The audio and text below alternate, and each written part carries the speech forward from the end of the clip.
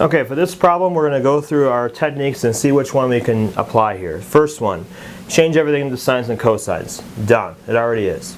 Number 2, use factoring to simplify the expression if possible. Well, there's nothing to factor here, so we can't use number 2 technique. Number 3 technique, get common denominators.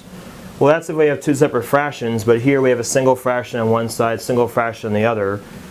Then we don't need to use that technique either. So this is actually an example of the last technique. Multiply both sides by a conjugate. That's what we're going to do here. Now you can choose to work with either the left hand side or the right hand side. In the notes that accompany this video, I actually show both ways.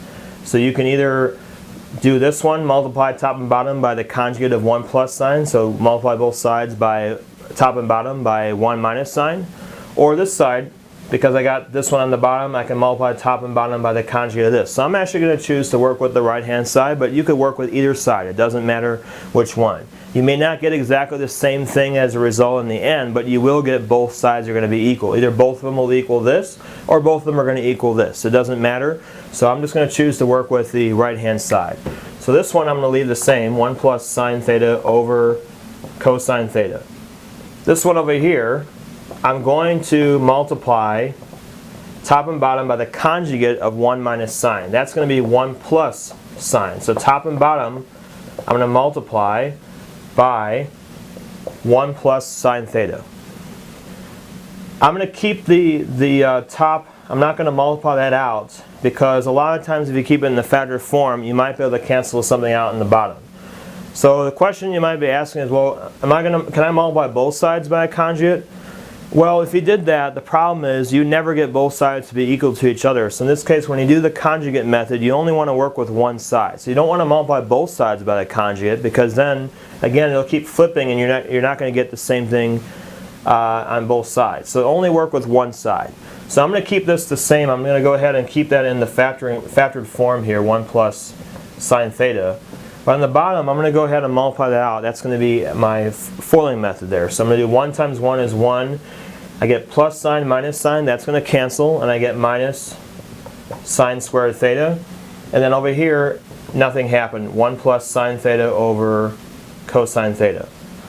When you get down to a point where you can't do any more, there's no more techniques you can apply here, that's when you want to start looking for identities to see if you can put an identity in somewhere.